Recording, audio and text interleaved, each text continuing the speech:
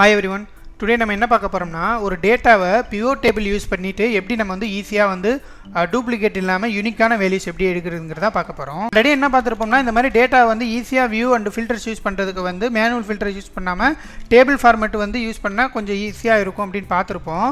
ஆனா இந்த பிவோட்ங்கிறது அதுக்கும் அட்வான்ஸ். இந்த டேபிள்ல வந்து ஒரு சில லிமிட்டேஷன் இருக்கும். என்னதான் நம்ம டேபிள் ஃபார்மட் பார்த்தாலும் இந்த ஃபில்டர்ஸ்க்கு வந்து ஸ்லைசர்ஸ்னு ஒன்னு யூஸ் பண்ணனும். இல்ல வந்து இப்போ வந்து இங்க வந்து நம்ம சம் போட்டாலுமே இந்த இடத்துல நம்ம வந்து ஆட்டோமேட்டிக்கா சம் வரது மாதிரி வச்சாலுமே நம்ம மேனுவலா இங்க வந்து சேஞ்ச் பண்ணாதான் அந்த சம் வரும். இப்போ வந்து பாத்தீங்கன்னா எனக்கு 1ஆம் தேதியில மட்டும் வேணா இது வந்து நம்ம மறுபடியும் அந்த ஃபில்டர் யூஸ் பண்ணிட்டு நம்ம வந்து கிளிக் பண்ணாதான் வந்து இந்த சம் பார்க்க முடியும். பட் பிவோட் டேபிள்ங்கிறது என்னன்னா எந்த ஒரு மேனுவல் வர்க்கும் இல்லாம ஒன் டைம் மட்டும் நம்ம வந்து டேபிள் கிரியேட் பண்ணிட்டா எல்லா டேட்டா அங்கேயே வியூ பண்ணிக்கலாம். ஓகே, பிவோட் டேபிள் ஃபர்ஸ்ட் எப்படி இன்சர்ட் பண்றது? இந்த மாதிரி டேட்டாவை செலக்ட் பண்ணிட்டு இன்சர்ட்ல போயிட்டு இங்க பிவோட் டேபிள் இருக்கும். சோ அதுல ரெண்டு ஆப்ஷன் இருக்கும். நியூ ஒர்க் ஷீட்டா இல்ல எக்ஸிஸ்டிங் ஒர்க் ஷீட்டா.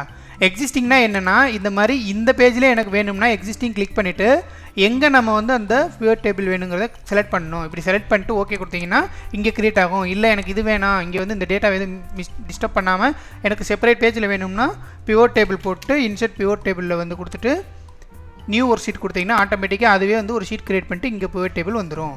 ஓகேங்களா? இதோட ஷார்ட்கட் என்ன? Alt N V கொடுத்துட்டு மறுபடியும் என்டர் பண்ணோம்னா இந்த மாதிரி இந்த டயலாக் பாக்ஸ் வந்துரும். இதான் ஷார்ட்கட்.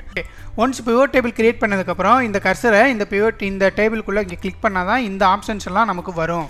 சோ இதுல இந்த 4 காலம்ஸ் தான் மெயின். அதாவது இந்த டேட்டாவை நம்ம எப்படி விசுவலைஸா வந்து மாத்தணும்ங்கறத நம்ம தான் சூஸ் பண்ணிக்கணும். சோ நம்மளோட ஓன் கன்வீனியன்ட்க்கு தகுந்தது மாதிரி இது ரோல வைக்கணுமா காலம்ஸ்ல வைக்கணுமாங்கறத நம்ம சூஸ் பண்ணிக்கலாம். சோ பட் பை டிஃபால்ட் அந்த மாதிரி வேல்யூஸ் நம்பர்ஸ் இருக்குறதெல்லாம் வந்து பாத்தீங்கன்னா ஆட்டோமேட்டிக்கா வேல்யூஸ் போகும். டெக்ஸ்ட் இருக்குறதெல்லாம் ரோஸ்ல தான் வரும். இப்போ மறுபடியும் சொல்லிறேன், இந்த பிவோட் டேபிளோட யூசேஜ் என்னன்னா யூனிக் வேல்யூஸ். யூனிக் வேல்யூஸ்னா என்னன்னா இப்போ எலக்ட்ரானிக்ஸ் க்ளோத்திங் இருக்கு. ஆனா எலக்ட்ரானிக்ஸ் வந்து 1 2 3 4 5 பிளேसेसல இருக்கு. க்ளோத்திங் வந்து 4 இடத்துல இருக்கு. இப்போ இந்த எலக்ட்ரானிக்ஸோட சம் ஒன்னு வேணும்னா நமக்கு என்ன பண்ணுவோம், இந்த மாதிரி வந்து மேனுவலா பார்க்கலாம் இல்ல சம் ஃபார்முலா யூஸ் பண்ணி பார்ப்போம். ஆனா அது எதுவுமே இல்லாம இங்க வந்து இந்த பிவோட் டேபிள் யூஸ் பண்ணும்போது அதுவே டைரக்டா சம் காமிச்சிரும். இப்போ பாத்தீங்கன்னா எனக்கு வந்து எலக்ட்ரானிக்ஸ்க்கு எவ்வளவு அமௌண்ட், க்ளோத்திங்க்கு எவ்வளவு அமௌண்ட் அப்படிங்கிறது எனக்கு வேணும்னா ஜஸ்ட் அமௌண்ட்டை கிளிக் பண்ணா போதும். இந்த இடத்துல நான் சொன்னது மாதிரி நம்பர்ஸ் இருக்கிறது ஆட்டோமேட்டிக்கா வேல்யூஸ்க்கு தான் வரும். இங்க வந்து ஆட்டோமேட்டிக்கா உங்களுக்கு கம்பைன் பண்ணி நமக்கு வந்து டேட்டா கொடுத்துச்சு பாருங்க. இப்போ க்ளோத்திங் வந்து 2100, எலக்ட்ரானிக்ஸ் வந்து 5000. இதை வந்து நீங்கள் வந்து இப்படி கர்சர் வச்சு ட்ராக்கும் பண்ணிக்கலாம். இல்லை வந்து செலக்ட் பண்ணாலே வந்து ஒரு சில இடத்துல இந்த மாதிரி வரும். ஆனால் எனக்கு இப்படி வேண்டாம், எனக்கு காலமில் வேணும் அப்படின்னா இந்த இதை நம்ம மூவ் பண்ணிக்கலாம். இதான் நான் சொன்ன மாதிரி நம்மளோட கன்வீனியன்ட். இது ஃபில்டரில் வந்து நம்ம வச்சோம்னா இந்த மாதிரி டாப்பில் போயிட்டு இந்த சேல்ஸ் பர்சனுக்கு வந்து எவ்வளோ சேல் பண்ணியிருக்காங்க, அதே போல் வந்து பாப் அப்படின்னா இதை கிளிக் பண்ணால் இந்த சேல்ஸ் பர்சன் வந்து க்ளோத்திங் எலக்ட்ரானிக்ஸ் எவ்வளோ சேல் பண்ணியிருக்காங்கிறது நமக்கு வந்து ஷோ பண்ணும். இல்லை எனக்கு இப்படி வேணாம், டேட்டா வந்து இந்த மாதிரி வேணும்னா க்ளோத்திங்கில் அந்தந்த பெர்சனுக்கு நேராக எவ்வளோ அமௌண்ட்டுங்கிறது நமக்கு இங்கே வந்துடும். ஸோ அதே போல் வந்து எனக்கு இந்த கேட்டகரிங்கிறது வந்து இந்த காலமில் இப்படி நான் ஷோ பண்ணணும்னா இந்த மாதிரியும் நம்ம மாற்றிக்கலாம். இப்போ பார்த்தீங்கன்னா அதே டேட்டா தான், பட் விஷுவலைஸ் வந்து மாறிடுச்சு. என்னென்னா நேம் வந்து ரோவில் வந்துருச்சு. இந்த மாதிரி என்ன டைப்புங்கிறது வந்து நமக்கு காலமில் வந்துருச்சு. ஸோ இந்த மாதிரி தான் நம்ம வந்து மேனுவலாக நமக்கு தேவைப்படுறது மாதிரி மாற்றிக்கலாம். என்னென்ன வேணுமோங்கிறத டேட் வேணும்னா இப்படி டேட் வச்சுக்கலாம். டேட் வைஸ் பார்க்கலாம்.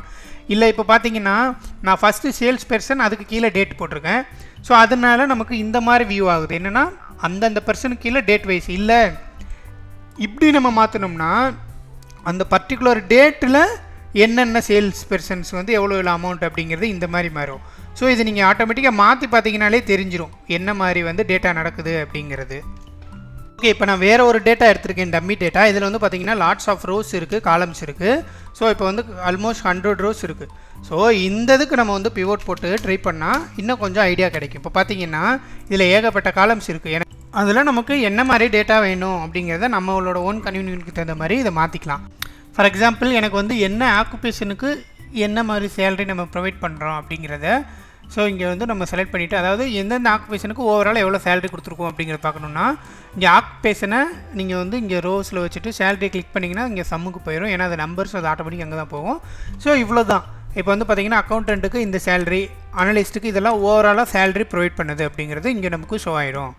இல்லை வேறு மாதிரி வந்து எனக்கு என்ன சொல்கிறது, நேம், ஒவ்வொரு நேமுக்கும் எவ்வளோ சேலரி வேணும், அதாவது நேம் வைஸ் நமக்கு டேட்டா வேணும்னா இந்த மாதிரி நேம் செலக்ட் பண்ணிவிட்டு அவங்களோட ஆக்குபேஷன் என்ன அப்படிங்கிற செலக்ட் பண்ணிட்டு சேலரி என்னன்னு பார்த்துக்கலாம். இல்லை எனக்கு நேம் வைஸ் மட்டும் வேணும்னா இந்த மாதிரி செலக்ட் பண்ணிவிட்டு பார்த்தோம்னா நமக்கு நேம் வைஸ் டேட்டா இங்கே கிடச்சிரும். இல்லை ஜெண்டர் வைஸ் நமக்கு வந்து எவ்வளோ சேலரி போயிட்டுருக்கு அப்படிங்கிறத பார்க்கணும்னா இந்த மாதிரி ஜெண்டர் செலக்ட் பண்ணிவிட்டு சேலரிங்கிறத செலக்ட் பண்ணிங்கன்னா ஃபீமேலுக்கு இவ்வளோ, மேலுக்கு இவ்வளோ அப்படிங்கிறது வந்துடும்.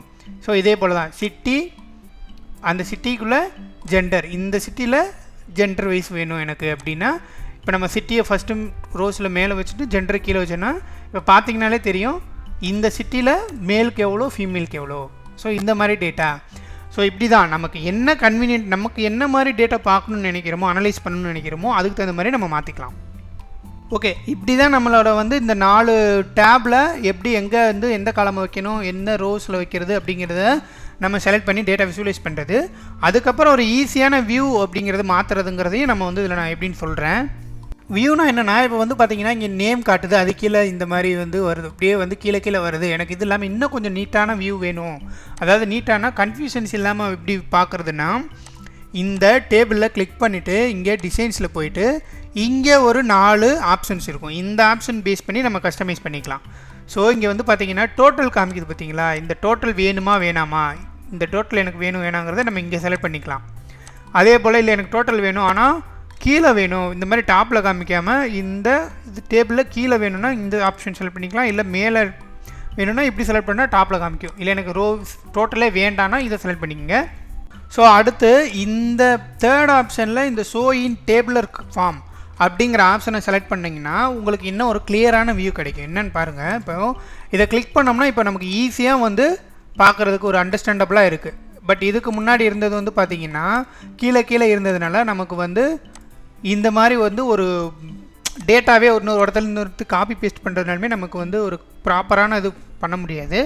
அங்கே காப்பி பேஸ்ட் பண்ணிவிட்டு மறுபடியும் நம்ம வந்து மேனுவலாக வந்து ஒரு ரீஒர்க் பண்ணுற மாதிரி இருக்கும். பட் இங்கே ஷோ இன் டேபிளர் ஃபார்ம் கொடுத்துட்டிங்கன்னா இந்த மாதிரி வந்துடும். இதில் ரெண்டாவது ஆப்ஷன் நீங்கள் என்ன பண்ணணுன்னா, டேபிள் ஃபார்ம் கொடுத்ததுக்கப்புறம் இங்கே பார்த்தீங்கன்னா தெரியுது. ஸோ இப்போ வந்து நான் ஃபார் எக்ஸாம்பிள் இதுலேருந்து நான் இன்னொரு இடத்துக்கு காப்பி பேஸ்ட் பண்ணுறேன்னா, இந்த ஷீட்டுலேருந்து இன்னொரு ஷீட்டுக்கு நான் காப்பி பேஸ்ட் பண்ணுறேன்னு வச்சுக்கோங்களேன். இங்கே பார்த்தீங்கன்னா இந்த ஒரு ரோலை மட்டும் தான் சிட்டி காமிக்குது, இந்த ரோல் இல்லை. அப்போ வந்து நம்ம மாற்றி மாற்றி ஏதாச்சும் பேஸ்ட் பண்ணுறதுக்கு வாய்ப்பு இருக்குது. ஃபார் எக்ஸாம்பிள் வந்து இந்த மாதிரி மேனுவலாக காப்பி பேஸ்ட் பண்ணிகிட்டு இருக்கோன்னு வச்சுங்களேன், தப்பாக வந்து சிட்டியை வந்து காப்பி பேஸ்ட் பண்ணுறதுக்கு வாய்ப்பு இருக்குது. அதை எப்படி அவாய்ட் பண்ணலாம்? சிம்பிள் தான். ஸோ ஒன்ஸ் நம்ம வந்து டிசைனில் ரிப்போர்ட் லேஅவுட்டில் டேபிளர் ஃபார்ம் கொடுத்ததுக்கப்புறம் ரிப்பீட் ஆல் ஐட்டம்ஸ் லேபிள்ஸுங்கிற இந்த ஆப்ஷன் செலக்ட் பண்ணிங்கன்னா அந்த நேமுமே நமக்கு வந்து ரிப்பீட் ஆயிரும். இப்போ நீங்கள் வந்து ஈஸியாக காப்பி பேஸ்ட் பண்ணிடலாம். ஒரு ஷீட்லேருந்து இன்னொரு ஷீட்டுக்கு இப்படி நீங்கள் காப்பி பேஸ்ட் பண்ணலாம். பட் காப்பி பேஸ்ட் பண்ணும்போது எப்போயுமே இந்த லாஸ்ட் ரோ விட்டுட்டு காப்பி பேஸ்ட் பண்ணுங்கள். அப்படி இல்லைன்னா காப்பி பண்ணிவிட்டு பேஸ்ட் பண்ணும்போது இந்த மாதிரி பேஸ்டஸ் வேல்யூஸுங்கிறத கொடுக்கணும். இங்கே வந்து பேஸ்ட்டில் போய்ட்டு பேஸ்டஸ் வேல்யூஸ் கொடுக்கணும். இல்லை நம்ம அப்படியே காப்பி பேஸ்ட் பண்ணும்போது என்ன நடக்கும்னா, இப்போ நான் காப்பி பேஸ்ட் பண்ணுறேன், அப்படியே லாஸ்ட் ரோ வரைக்கும் காப்பி பேஸ்ட் பண்ணும்போது என்ன ஆகும்னா உங்களுக்கு டேட்டாவாக காப்பி ஆகுது, பிவோட் டேபிளாக காப்பி ஆகும். ஏன்னா இந்த லாஸ்ட் ரோ வரைக்கும் காப்பி பண்ணால் அப்படி தான் நடக்கும். ஒன்று இந்த மாதிரி லாஸ்ட் ரோ விட்டுட்டு காப்பி பண்ணணும். இப்படி லாஸ்ட் ரோ விட்டுட்டு நான் காப்பி பேஸ்ட் பண்ணும்போது டேட்டாவாக தான் காப்பி ஆகும், பார்த்தா அவங்களுக்கு தெரியும்.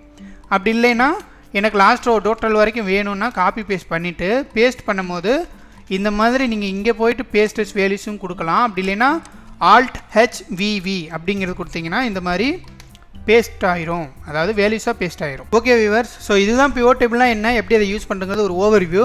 இதில் ஒரு சில ஆப்ஷன்ஸ்லாம் இருக்குது, அதை நம்ம வந்து நெக்ஸ்ட் வீடியோவில் கவர் பண்ணலாம். ஒரு டம்மி டேட்டா கிரியேட் பண்ணிவிட்டு பிவோட் டேபிள் போட்டு பாருங்கள், அது ரொம்ப யூஸ்ஃபுல்லாக இருக்கும். ஏதாவது டவுட்னா மென்ஷன் பண்ணுங்கள், அதை கிளியர் பண்ணிடலாம்.